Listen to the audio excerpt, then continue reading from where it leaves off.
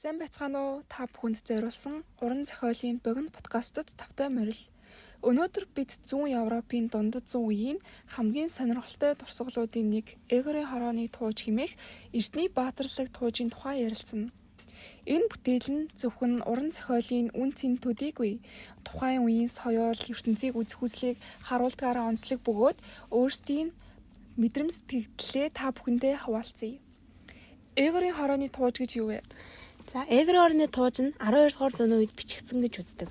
Оросын эртний уран зохиолын үнэт дурсгал, бүтээлийн гол үйл явдал 1185 онд болсон нэгэн дайны аянг харуулдаг бөгөөд Новгород Северскийн ван Эгор өөрийн нөхдийн хамт дайснуудын эсрэг аянд морддог. Уг тууж нь шүлгэлсэн хэлбэртэй яруу бэлэг тэмдэглэгээ ихтэй бөгөөд уран байгаль тэнгэрийн шинж тэмдэг хүний хувь тавилан зэрэг санааг гүн утгатайгаар илэрхийлдэг. За тэгвэл туужийн гол үйл явдал дээр ямар процесс юу болдог вэ? За тууж Эгор ван тэнгэрийн шинж тэмдэг үл сайнгийн талаар анхааруулж байхад ч аянд мортохоор шийдснээр хэлдэг. Зохиолч тулаануудыг нарийн хүчирхийлэлтэйгээр бус илүүтэйгээр үндэсний эв нэгдлийн сулрал, баатруудын зориг, байгалийн дохио, хувь тавилангийн бэлгэдлээр илэрхийлдэг.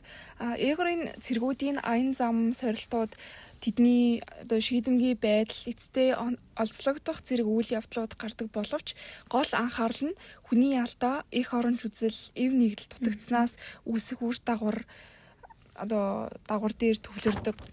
За тэгээд боомслох биш уран сэтгэлгээний тал дээр чиний үзэл бодол юунд тулгуурлаж байна? За туужийн нэг онцлог бол дайн эсвэл хүчирхийллийг сүржин нарийн дүрслэхээс зайлсхийдэг гэж би ботсон.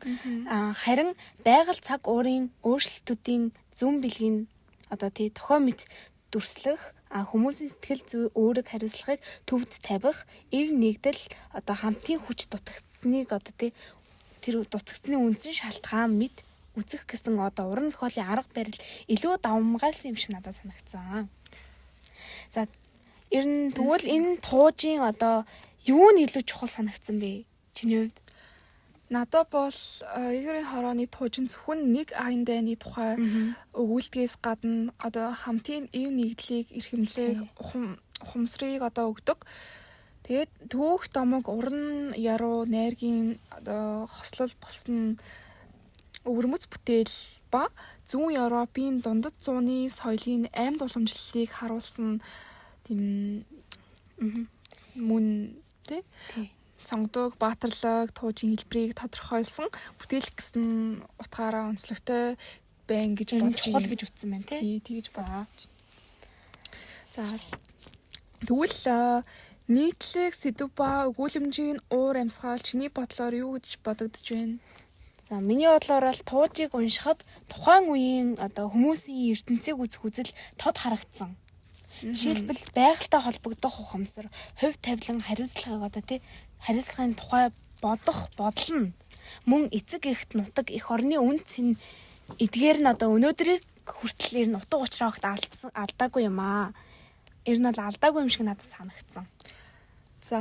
За ер нь Эгорийн хорооны тууж бол маш мэдрэмж сэтгэлийг бол харуулж чадсан зохиол юм шиг санагдлаа. За тэгэхээр ингээд Эгорийн хорооны тууж нь зөвхөн түүхийн баримт бус хүн төрлөختний нийтлэг зүйлийг харуулсан сонгодог бүтээл тийм гэдгийг мэдэж авлаа.